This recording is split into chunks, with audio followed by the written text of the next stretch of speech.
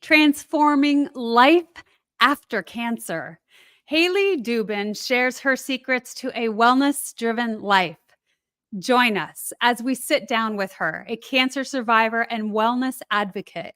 In this insightful interview, Hayley will reveal the transformative changes she made after completing her cancer treatment.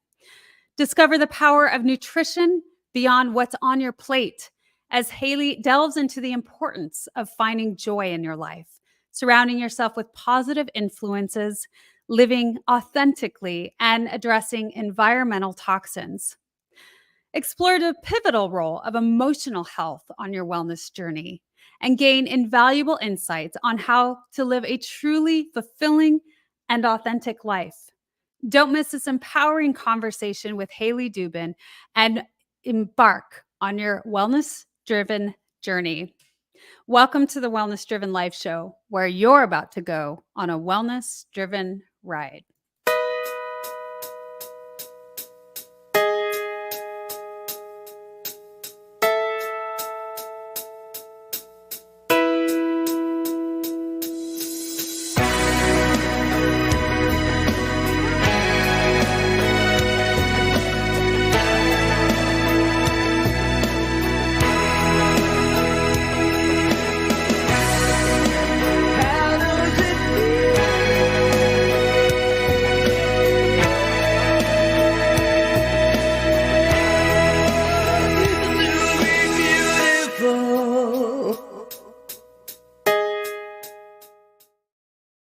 I'm excited to introduce our guest to you today. Let me tell you a little bit about her. Hayley Dubin is a certified health coach through the Institute for Integrative Nutrition, founder of Revive Wellness, and host of the Cancer Liberation Project podcast. As a 25-year ovarian cancer survivor, her passion is to help people overcome the physical, mental, and emotional challenges that the cancer journey can bring. Her focus is on individuals who have completed treatment for cancer, as well as those with a strong family history. She helps her clients let go of their fear and take control of their health so that they can feel confident in their ability to remain cancer-free. I'm pleased to welcome Miss Hayley Dubin. Hi, April. Thank you so much for having me. My pleasure. Welcome to the Wellness Driven Life Show. Thank you so much.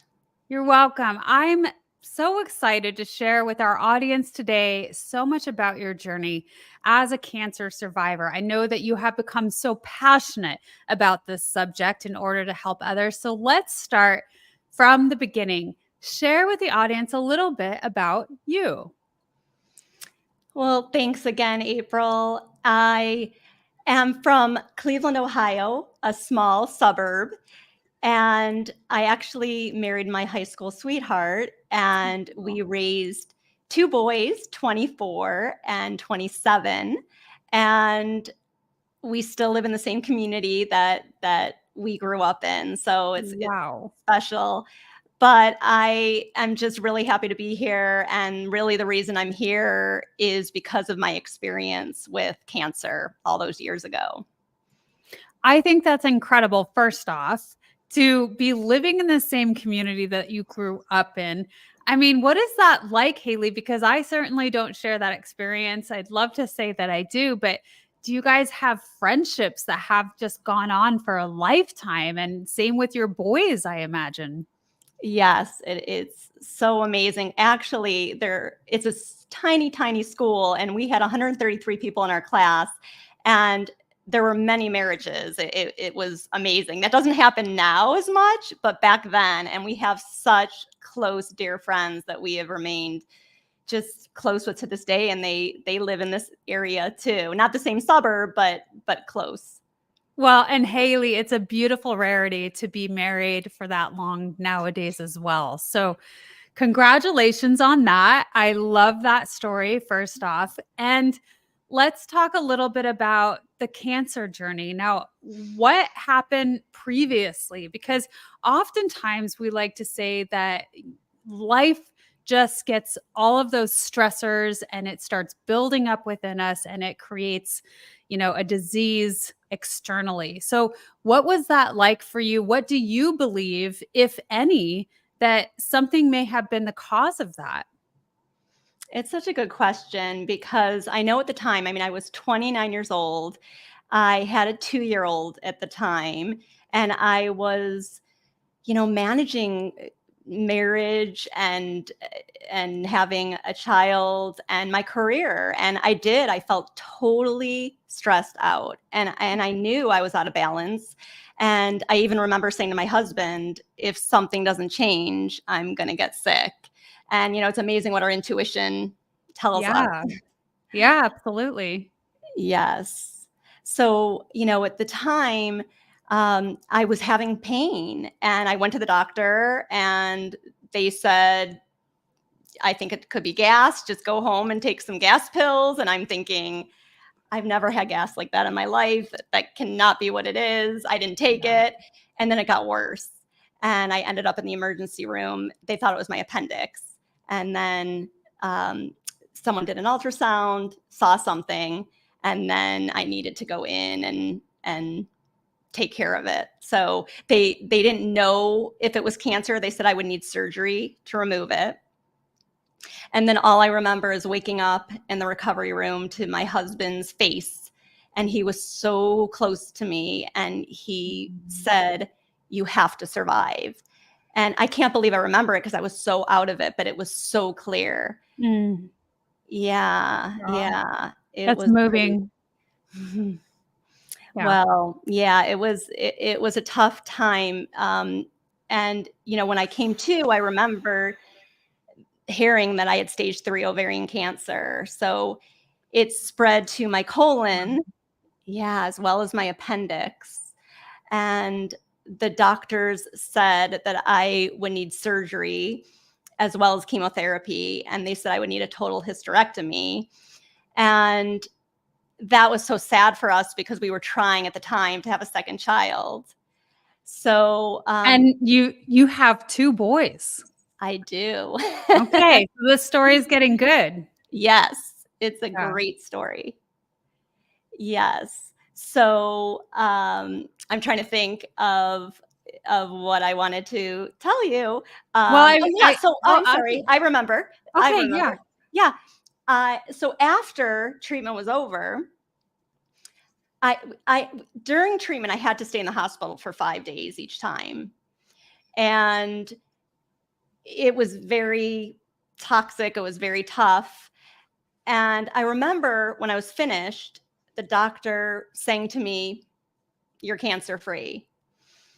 And I remember feeling just so worried. I knew that it should be a cause of celebration, but I felt nothing like celebrating. I Mm, felt just more apprehensive. What am I going to do now? Now that I don't have the doctors and the nurses looking over me.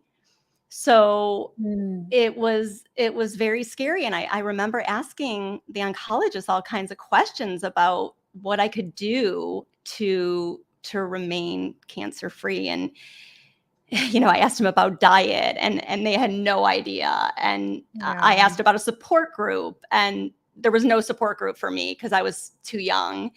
And I just, you know, left there thinking, what am I going to do? And I remember he said to me, just go back to living your normal life and I'll see you in 3 months. And I'm thinking, okay, I Oh, have to do something. I can't just wait for my 3-month checkup to see if I'm healthy. wow.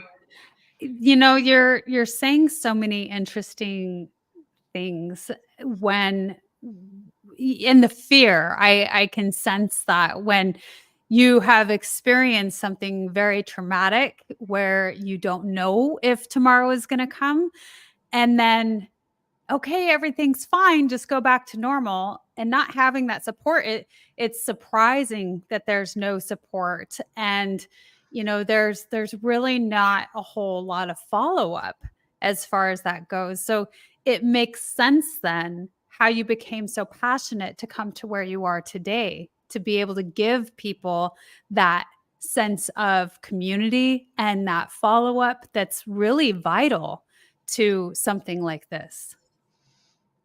Well, yes. Thank you for saying that. Yeah, because I just felt like if I'm feeling this way, other people must be feeling this way. And it's amazing how often I hear people say that that's the scariest time, more so than going through treatment and Well, getting diagnosed, which is yeah, the fear of the unknown, of the what's next, what if it comes back?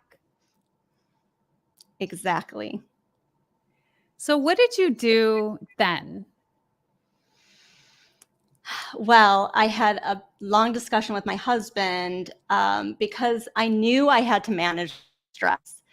And I was working a job that I was supposed to be working part time, and it was nothing like that. It was full time. And I knew I was just burning the candle at both ends. So we talked about me staying home with my 2-year-old. And luckily, with his support, we were able to do that. And during that time, I just really reflected on what I need to do to remain healthy for my family. And I would read any kind of self-help book I can get my hands on. I went to nutrition lectures, anything I can do Mm, to take some control back. You feel like you're so out of control during that time, like yeah. you don't have control over your body. Right. Haley, do you feel like being a parent, being a mother helped propel you to some of those choices that you made to do whatever you could to take care of yourself? And did it inspire you to push harder? There's no doubt about it. Yes. I had this active 2-year-old at home, and I would do anything to remain healthy so I can watch him grow up. And being a And mother, by the way, is in and of itself, especially for an active 2-year-old, as a full-time job, isn't it? So I can imagine trying to wear so many different hats.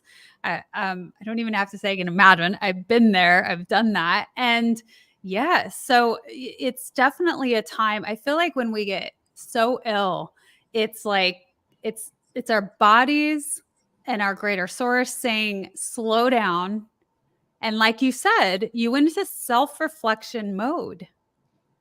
absolutely. Yes. It's this knock on the door telling you something has to change. And I always tell people it's not to blame yourself for getting a disease or getting cancer, but just to reflect on what can I do? How can I change my life because something wasn't working? So you read a lot of self-help books, you dived into nutrition. What were some of the things that really influenced you or really popped up first and foremost to start making changes?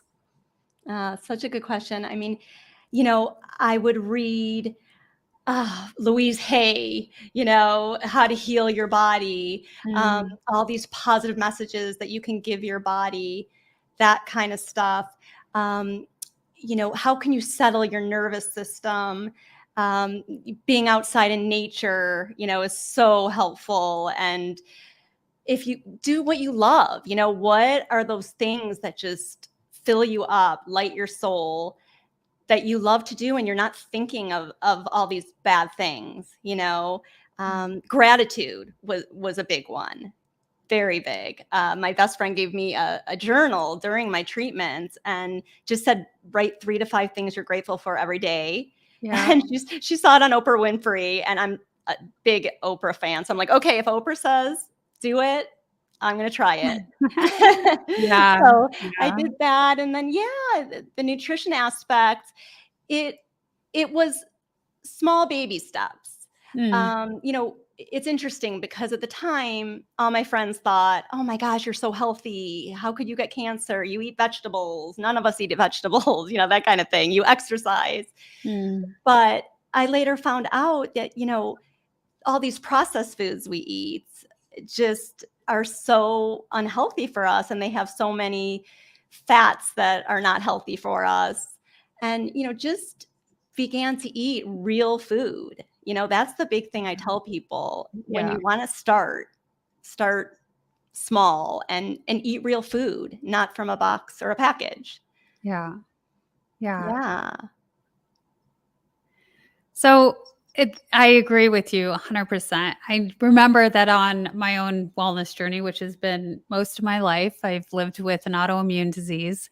And so taking care of myself or wellness came at the forefront early on, and especially when I had children, because I didn't want my children to have to take care of an ill parent. Like, that was not gonna happen, never gonna happen, wouldn't allow it. So I furiously researched similarly into nutrition, what I put in, on, and around my body, and it really did begin with nutrition. I would say from like that early learning stage on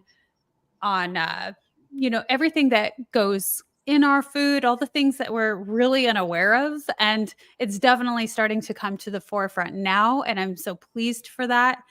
But it definitely started there, I would say. Absolutely. And, like you said, it's what we eat, what we put on our bodies, and actually how we eat. We're always in such a rush. We're just Yeah. scarfing food down. And I tell people, really take it slow. When you are eating a beautiful salad with tons of, different vegetables and all different colors, act like it's medicine for your body and just slow down and enjoy it, and think about your cells, jumping up and down in happiness because they're eating that great food for them. It's medicine. Oh, yeah, that's a beautiful way to look at it. Yeah. And I always tell people, try to eat the rainbow.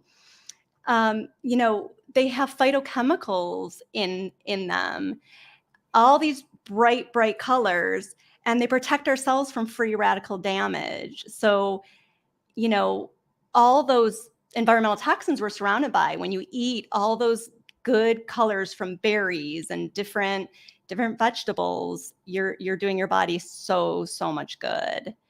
And actually, the same cruciferous vegetables are fabulous. They help rid the body from carcinogens, and um, protect. They also protect our cells, but they inhibit the growth of cancer cells. So as many cruciferous vegetables as you can eat. I know sometimes they cause a little gas, so you have to be careful. But broccoli sprouts, that is something I just add to my salads. You can add a half a cup to a cup. Just maybe start small, and those have 100 times the sulforaphane, so the sulfur compound that I was talking about that inhibits the growth of cancer cells. So that is just a Mm. great tip for people to incorporate in their diet. I love that. And so much of this topic, Haley, is about trying to think about ways, the discussion of ways that we can really do our best to avoid disease. And, it sounds to me this has been many years of a death sentence to your flourishing. And so it sounds to me like diet is such a huge aspect of that for you. It really is. And because, that's where you can control what you're doing. You can control what you're putting on your fork, right? I mean, Yeah. we have, how many times a day do we eat? It depends. I do intermittent fast. I don't know if that's something you do. It has great results in cancer recovery, and also it helps with treatment. It helps Yeah. it be more effective and have less side effects. So that's something I do as well. And anyone's welcome to ask me any questions about that. But yeah, what you put on your fork is so important, and I think people don't realize that, and also, like, the sugar, refined sugar is just so bad for us, and I know it's hard to give up, but I can promise you, once you do, it becomes so much easier. You don't even crave it at all. What are some of the things that you started to replace sugar with? Let's just give that to our audience. Such a good question. I started off just having different fruits to help, and slowly, see, to me, you have to do things slow, because if you do it like too quickly, then people feel like they're depriving themselves and they want to just grab it and just binge on it. Do you know what I mean? Yeah. So I slowly took out, I wouldn't eat cookies, let's say, and instead I would have berries. And berries are so sweet. And I know people are like, oh gosh, that's not fun. But but I'm telling you, as you probably know, April, they taste amazing and Mhm. they're low in sugar. And when you give up some of those carbs, some of those refined carbohydrates, Yeah. you just don't crave the sugar anymore. Yeah. No, And you you feel don't. great. I think overall when you start eating, natural foods, farm to table, so to speak, it definitely your body starts loving that, and when you do have, let's say, fast food, it doesn't taste the same anymore. It's like, "What is this plastic I'm eating?" That And is so that's true. what I have found to be true anyway, and I do love your example of fruit. I think fruit is one of nature's most lovely candies that we could have. And, I would add to that, I think that honey is a great option. If you've really got that sugar craving, some of the things that I love to do is I'll eat a spoonful of honey or I have a little piece of dark chocolate. And again, reading those labels because not all chocolate is created the same. They like to push in all of those additives that if you can't pronounce it, then don't eat it. Don't get it. And it's not always fun when you have to read labels, but doesn't it make a difference when it matters how you feel? And so I read the labels and I make sure that I go with the brands that I trust. And then another good option, like fruit, we keep fruit out on the counters because it's easily accessible. You don't forget about it. And then sometimes I'll put that honey in the tea, or what's the other thing I keep thinking of? Oh, I can't remember. It'll come to me. I did have a comment that came in.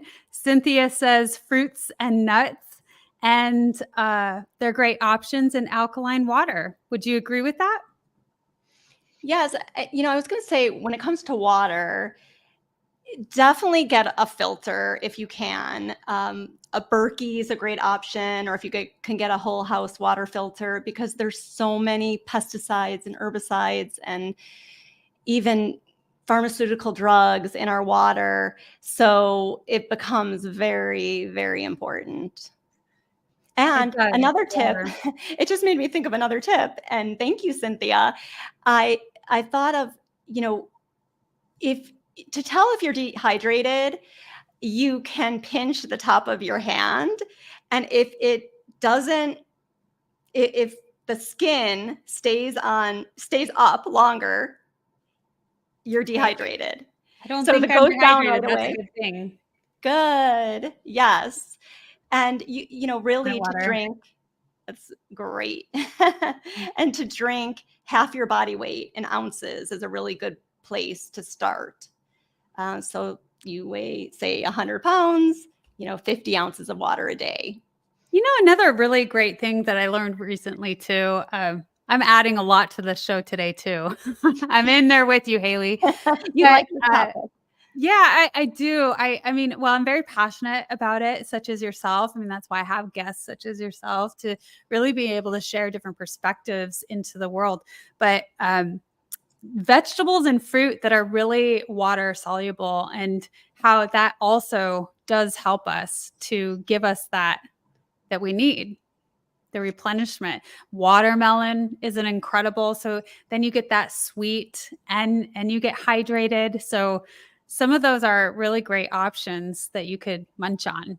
Yeah, and cucumbers are fantastic. I would just say, we have to be careful with some of the fruits, um, because they're higher in sugar. And when you're in a cancering process, Mm, cancer does feed on sugar, on yeah. glucose. So we don't want to raise our blood glucose too much. So, I really recommend testing your blood sugar. You can go get a glucose monitor those things are really important when you're going through a cancering process. So I just wanted to Mm. put that in there. And, even with the honey, like, just to be careful. Right, right. What are some of the other things that you've learned on this journey with cancer? Oh, I learned so much. I learned that I have to live with integrity to my true authentic Mm. self. People ask me all the time, what is the biggest lesson you learned, and what do you think has helped you the most remain cancer free all these years? And to be honest with you, that's the number one thing I can think of. If something's bothering me, I need to speak my truth. Mm. Um, you need to stand up for yourself, even with doctor's visits. I mean, we think, doctors are wearing a white coat and they know everything, and we could be intimidated by them, but we have to come prepared with questions and really advocate for ourselves. It becomes so, so important in any health journey. And gosh, what else did I learn? You know, Obviously, I learned um, what are the most important things to me, and that's family and friendships that have gone on for years. I was so blessed to have so much support during my time that I was going through treatment. My dad slept over, my sister slept over, my husband slept in the hospital. Like, I had people switching off all the time. So I'm just saying support is just huge in this process. Mm. And if you don't have family around, then find a friend, find a community. You can even find a community on Facebook now. All these Yeah. online resources are so helpful. Yeah, I agree with that. I think that community is a key factor. I love that you had all that support. And as human beings, we have to have that. There's so much documented now on how that affects us. If we talk about the power of prayer, for example, when there are many of us that come together and we're intentional about our thoughts of healing towards somebody, that has a profound effect. I love that you brought that up because it reminded me. My mother worked at a Jewish school at the time, and she said that the rabbi prayed for me and had everyone in his community pray for me. And just Mm, hearing that made me feel amazing. It just yeah. made me feel comforted. Yeah. So I hear so much of what you said was really living authentically, speaking your truth, living from your listening to your intuition, really is a lot of what that is. And that community piece. Absolutely. And you made me think too, appreciating your body. We're Mm, so hard on our bodies.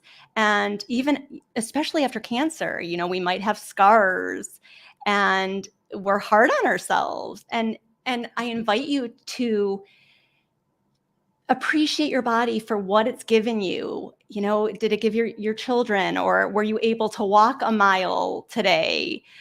What are those things mhm. that your body does for you? I mean, our bodies are miraculous. So I wanted to mention that as well, because I know people struggle with that a lot, just Yeah. being very hard on our bodies.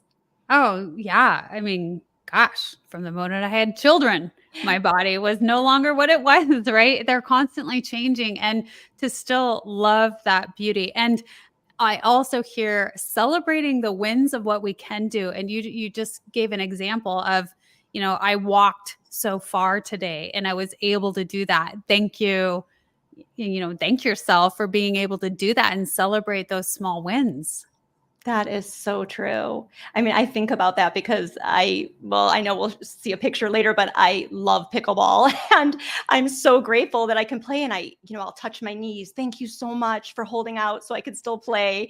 And I just thank my Mm, body. And, it reminds me of gratitude. When you're grateful, you'll have more to be grateful for. So keep yeah. loving on that body, and your body will do good things for you. I love those. All great things, all great tips. So we're going to move into our first commercial, and when we get back, we'll share those incredible pictures that you shared with me. Stay tuned. Are you a practitioner or a coach listening to this? If so, I would love to ask you, do you use hypnotherapy in your practice working with clients? And if not, would you like to? The power of hypnotherapy is limitless. And so often we experience our clients struggling to reach their goals. It's because they're coming up against their own brick walls and getting stuck. But you can help them through the power of hypnosis break through all of that, working with their unconscious mind to put the suggestions in, to have them taking the action to achieve the results that they want. They are thrilled with your coaching techniques. They're getting the results they want. You feel amazing because you are helping your client get the results they want. It's a win-win. And another win is that it's an added revenue stream for you in your business. So if you like the feel of helping your clients get the results they want, if you like the sound of that, then definitely reach out, Melissa at yourguidedhealthjourney.com, or click the Linktree link below for my Unlimited Power of Hypnosis class to learn more. It's a weekend designation program that I teach, valid in 42 countries. You write an exam after taking the experiential course, and you can be admitted to the American Board of Hypnotherapy and start using hypnotherapy one-to-one with your clients and have them achieving the results they want. Hypnotherapy, another powerful tool you can put into your tool belt. So you can learn more about that in the description below. And if any of you are interested, Manly and I are attending, so you can join us there. So back to you, Hayley. I'm excited to share some of these photos that you have. You have a passion, and that passion is pickleball. It is. I don't know if you play, but I used to play tennis, and I started playing pickleball during the pandemic because I was thinking, what are we going to do during the pandemic? I have to do something. So we learned pickleball, friends and I, my husband, and I just love it. It makes me so happy. Oh my gosh. Yeah. So this is definitely a very happy woman right here playing that. And I don't play it. But man, it's a hot topic nowadays. That is like the sport of the century, I would say. And so this is, your team you have here, it seems. Yeah, so we love to celebrate birthdays by playing pickleball. So this is a big group of us celebrating someone's birthday, and we blast music and just have the best time. Oh my gosh, I love that. You really do have a sense of community here, and I love that. Oh, and this is my family. This is my husband, Larry. And the one in the red, the tall one, is Brett. And Justin is my younger one. He's 24 and Brett's 27. And I wanted to talk about Justin really quickly Yeah, because no, I wanted to. we didn't get to that. No, this is like your miracle boy. Oh, I can't tell you how amazing, because we were just so sad that we could no longer have children, or I could no longer bear children. And Justin came into our lives a year after I was finished with treatment. And it was such a miracle because I actually spoke to my husband's best friend's mother because she worked at an agency, letting her know that we want to adopt. And she told us that it would be very difficult, that it could take a very long time to get a domestic child. And that's what we were looking for, only because we had a biological son and we wanted to make it as easy as possible for whoever we adopted. And all of a sudden it's Mother's Day. I mean, a couple months after I talked to her, and I get this message on my voicemail saying, I know someone who knows someone who is having a baby and just isn't able to take care of the baby. Would you be willing? And I mean, right away I couldn't be more excited. I called her and I said, yes. And I mean, he was born, this was in May, of Mother's Day, and he was born July 8th. And we saw him in the hospital that day, and we had him 3 days later. And it was just incredible. And I am so, so grateful. That is so sweet. I could feel that joy just radiating. Yes. That is so wonderful. And there they are. They're the two boys together. And when they're together, there's nothing like that. It makes me so happy. They're not together a lot. They don't live in the same city. And so when they're together, it's so nice. Oh, that's beautiful. Thank you for sharing that. So these all make me laugh. So I love to go hiking, and we have a little group we go with. And just getting out there, I mean, I crave it. I just can't wait to get out into the woods. And this is actually 2 people in my little hiking group, and one has a dog, and I just snapped a picture. They didn't even realize they snapped the picture, but it's just so pretty. It is. It's beautiful. And you have mentioned the importance you feel of getting out in nature and getting that outdoor aspect. So I would love to highlight that and talk about that more. What's this picture? So true. Okay, so this is at the Cleveland Metro Parks. So this is at the place that you just saw the other picture from. So a bunch of us took a picture in front of the sign. It was my birthday, and I'm like, let's get a picture. So yeah, I mean, getting out in nature, it actually increases our natural killer cells. And so those are those little Pac-Mans, just picture little Pac-Mans eating away at those immune cells. I mean, I'm sorry, at those immune cells, those cancer cells, or any cell that's not producing what you want it to produce. That's a cool way to, I love Pac-Man and Miss Pac-Man. And so that is such a cool way to present that. Well, thank you. Yeah. And it's great to imagine that, just when you're doing these great things for your body, imagine Pac-Man just getting rid of anything that's not good, and it's so important to visualize, because the power of your mind is so, so strong. And there's been so many cases of people that had very bad diagnosis, and they believed that they could get well, and they did. I mean, I have so many examples of that, from my podcast. Yeah.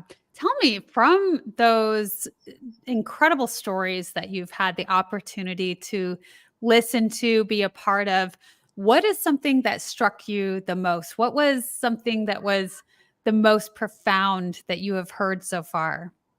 That is so difficult to answer, because, I have practitioners that are thinking outside the box to heal cancer. And then I also have amazing survivors that have just done incredible things after their journey. But I have to say, I can't just pick one, but I'm going to pick this one survivor that had a glioblastoma.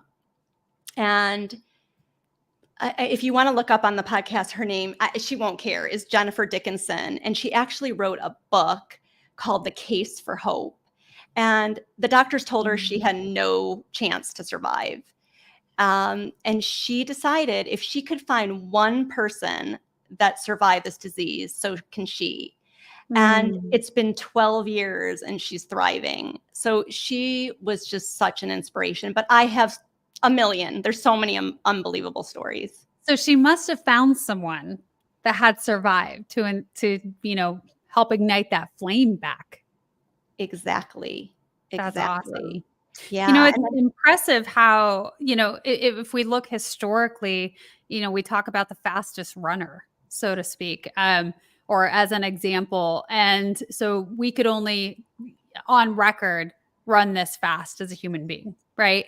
And then somebody meets that. And then many other follow suit. And then we surpass that. And we just continue to do all of these incredible things and inspire and achieve and just break those barriers. It's so true. And that's why I love connecting with people like you and all these other people I connect with on my podcast, because everyone has a story and everyone's overcoming something, so we can give each other hope. And that's just the most important thing to me.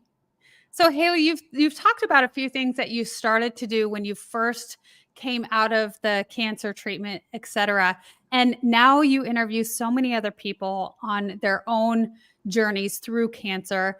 Has there been new and insightful things that you have taken to put into your toolbox to use? I mean, I have to tell you, I don't know if you know Dr. Nasha Winters, but I interviewed her and she wrote a book called The Metabolic Approach to Cancer. And she is a powerhouse. I mean, she had ovarian cancer at age 19. She couldn't eat. And she tells us that she thinks she survived this cancer because of fasting, because she couldn't eat. And Interesting. this Yeah. whole Yes, this whole metabolic approach. I mean, this isn't something that is new. Otto Warburg won a Nobel Peace Prize saying that cancer was, a metabolic disease and a mitochondrial. Well, it's really ridding the body of all of the toxins, and you're not continuing to add to that. So it wouldn't make sense then. Exactly. That, genes we might have a BRCA gene or a different gene, but that does not mean we're going to get cancer. 95% of the cancers are due to lifestyle and diet and not these genes. So Right. it's so important to know, that we can change the expression of our genes. Yes. Oh, and Yeah. it reminds me, I get so excited, but I interviewed Dr. Bruce Lipton, and he wrote the book Biology of Belief. And he tells us that our genes are not our destiny, and Right. how important epigenetics is, which I'm sure you know about, but I'm not I sure do. the audience does. Yeah. I love it, and it's fascinating. I mean, really a big takeaway is they can be turned on, and because they can be turned on, they can be turned off. So, we may be born with all of these dormant disease factors, right? And then they can be turned on, and oftentimes that's based on stress in our life.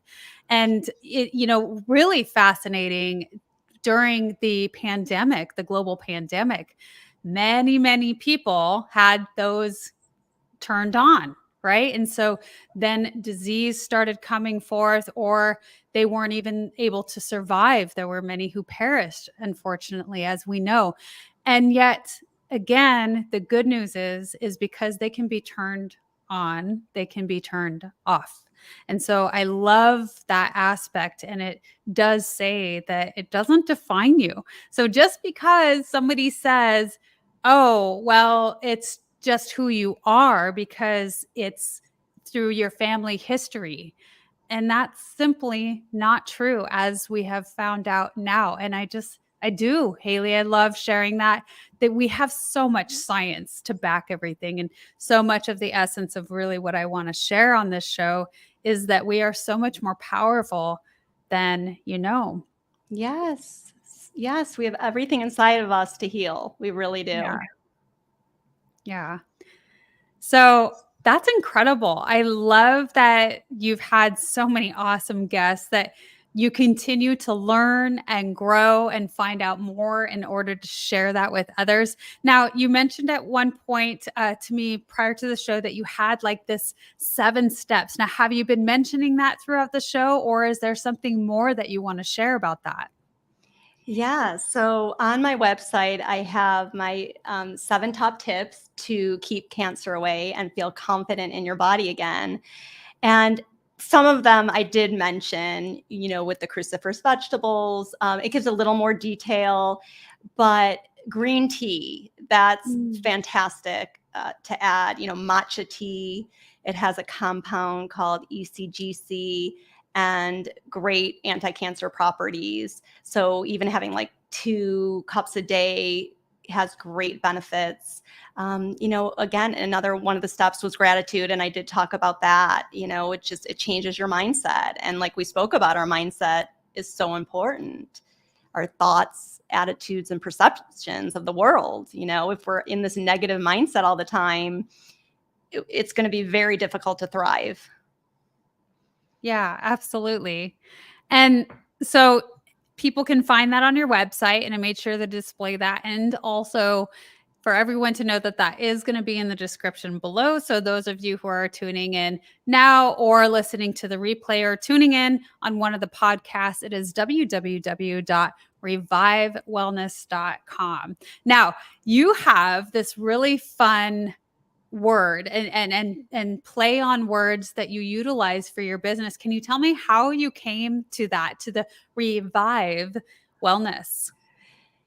Yeah, so I felt like, as we spoke about, after cancer, I was depleted. I went through all this treatment. I was exhausted. Even mentally, it gets to you. It's tough. And I know people listening can relate. So I wanted something simple that would just tell what I'm about, and really about helping people feel better, revive their lives and transform their health. Now, is the Revive, is there any acronyms for anything that you've come up with, or? No, just the word revive, when No, I you're in like like it. a bad space, and then you revive yourself. So what are some of the things that you offer to your clients or to the people that come into contact with you? So I do a 3-month program with my clients. So it's one-on-one, and we work on everything from nutrition to stress management to mindset. We talked about earlier, I know you mentioned the environmental toxins. Those are so important to address. We are surrounded by them. Even if you live in the country, you're still surrounded by them. So it's definitely something to look at extensively. We look at, how can you nurture your soul? What are those things that lift you up? Are you in relationships that suck your energy? Are you in relationships Great point. that make you feel great? That's a great point. I like the aspect when we start to consider who we spend our time with and how that really has an effect on our energy levels. And, because we're energetic beings, really having an understanding of that and how all of the things that we interact with, whether it be, environmental in so many different ways, it can be, your home. Is it tidy? The people that you spend your time with, even where you reside, makes a difference. That is completely true. And you just reminded me about your home. I mean, mold is an issue for a lot of people, and Yeah. people don't realize, why are they having these symptoms? Why are they blocked up all the time? And so even checking for mold is very important, in clearing out that mold from your system. So Yeah. there's so many things involved, and people think, or I don't know if they think, but they want a quick fix when it comes to healing cancer, but there just isn't. There's so many aspects to look at, and you have to look at the whole person. Right. And would you say that it's a continuous journey? There is no doubt about it. It's something, when my friends say to me, "Oh, have a piece of cake," or you're, you're so neurotic about what you eat, I feel that I have to work harder than the average person, and I'm okay with that. Mhm. I feel great. I don't feel deprived. My clients don't feel deprived, and this is a great way to live, with energy and vitality. Well, I really like that you point that out, Hayley, because I think that's really revealing and why so many people make different choices. Um, you said, I feel like I have to work harder than everybody else because the truth is it's easy to do whatever we want to do, right? It's easy to not take care of ourselves, to make the choice of sitting on the couch and watching a show, which you should totally do, not every day. There are Right? some great shows. Um, yeah, and I mean, but really having sometimes I think balance is overused, but I don't know any other way to explain it. But, when we have that physical movement and making the choice to take care of the vessel that we're in. And because it makes all the difference. And it's the choice of, do I want to do this action now or pay a different price later? Absolutely. Yes. And I hope people listening hear that loud and clear. There's a way to get out of any disease you have, whether it's diabetes, whether it's being overweight, whether it's lupus, cancer, all these things. Hayley, what are some of the things, that being said, that you do on a daily basis to help maintain your wellness? Well, one of the biggest things we talked about is getting outside in nature. It just calms me down. I have this community garden that I love working in, and I just feel at peace there. And I think settling down any way you can is so, so important. And Did you then, say slowing down? oh, I said settling down, but Oh, slowing settling down. down. Yeah. Yeah. Both. Perfect.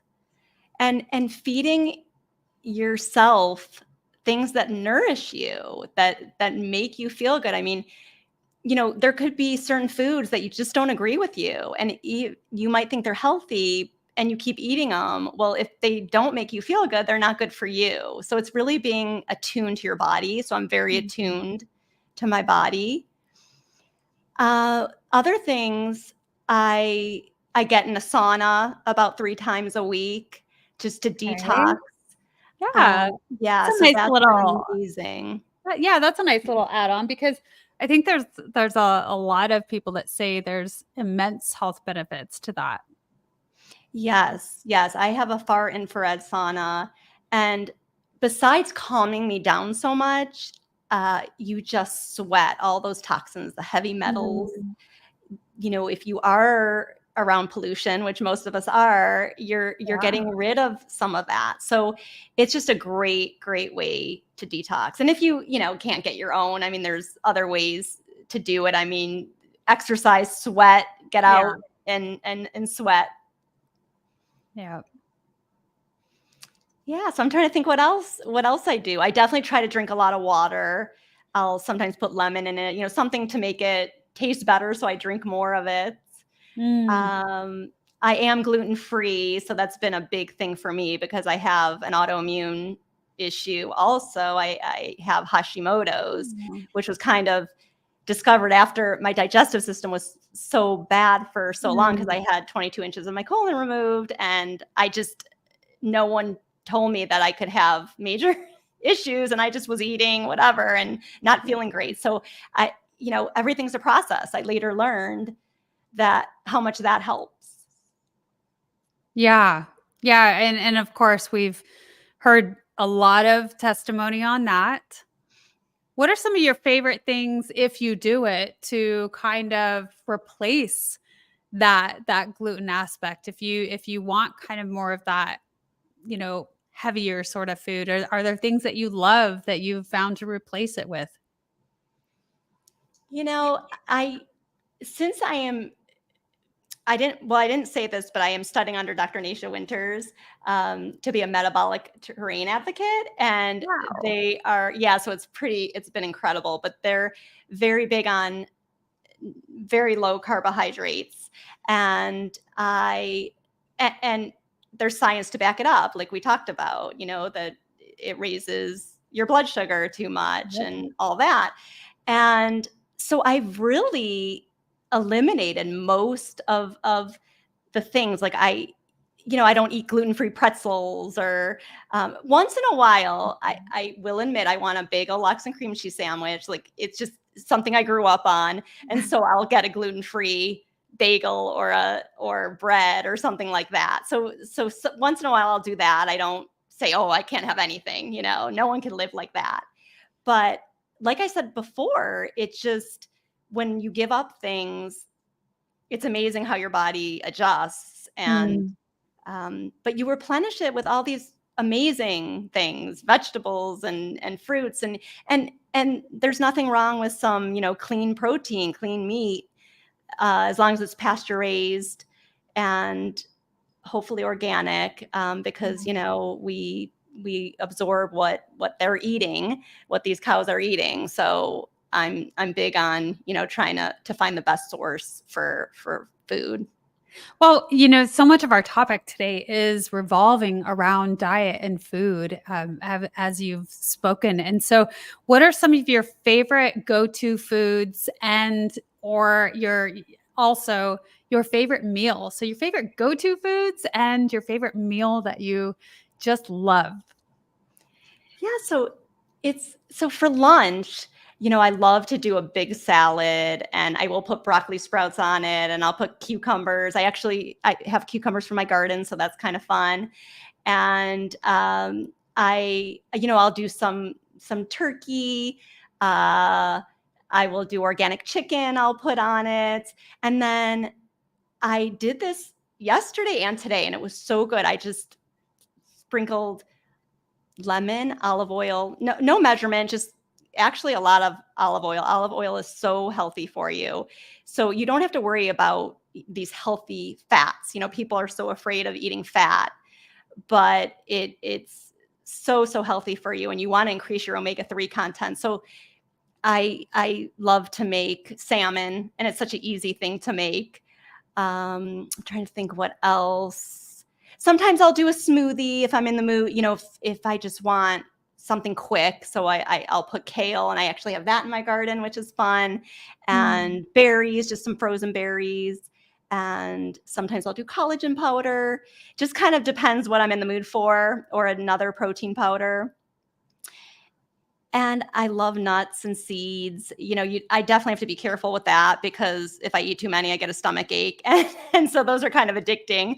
That is probably one of my vices.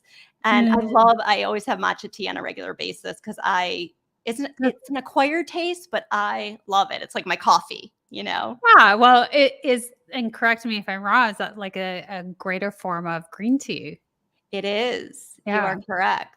Yes. So it Yeah. has more of that ECGC in it. It's more Right. concentrated because it's from the tea leaf. And it's, again, I'm drinking it and I'm like, oh, this is so healthy for my body. Yeah. Okay. So, Hayley, what is the next thing for you? You're doing these incredible things. You have your podcast, you're talking to all the people, making great connections. What is next for you? Well, you met Anne Crook, and she Yeah. was on the show, and her and I are going to do a program together. It's going to be a 3-month group program, because we realized it's so nice for people to get support from a group.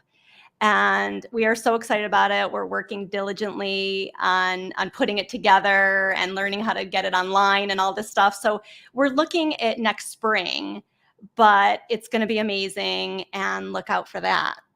Anne was wonderful. She was lovely. So definitely be sure to check out her interview and see what she's all about. Now, this new program that you two are creating and so excited about. I think so much when we create a program and we have that amount of passion behind it, it turns out to be such an incredible thing. And community is a beautiful thing.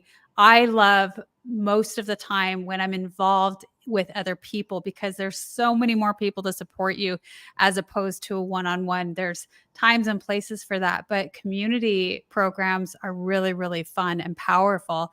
So tell me, what does it entail? Is it stemmed around cancer, or is it something that's different? Yeah, so it does stem around cancer, and we are looking at women who have finished treatment for cancer, and do have that fear around recurrence, and are looking for ways to get healthy and feel vibrant. So we will have many exciting things in it. We'll have speakers, guest speakers, and we'll have a big nutrition piece, and lots of accountability, so people don't have trouble making changes. Definitely talking about the stress and the digestive system and all the good things to remain healthy. So, and this has really been incredible because, from the beginning journey that you've had when you were first experiencing, you were diagnosed with cancer, you went through the treatment, you did all of the things, and they told you that there wasn't a support, that there was no follow up. And now, all of the things that you're doing and really being able to offer that for others and the passion behind that, I think that's absolutely incredible. Thank you so much for being here to share that wisdom and that knowledge. Do you have anything else that you want to share with the audience today? Well, April, thank you so much. It was such a pleasure. And I just wanted to tell the audience, don't give up hope. Always get support. People are so afraid to get support, but there's so many people out there that want to help, and don't give up. If, just like that person I interviewed said, if one person can heal, so can you. I love that. I like to say that people who want to heal research people who have healed. And so that's exactly what we're doing here today.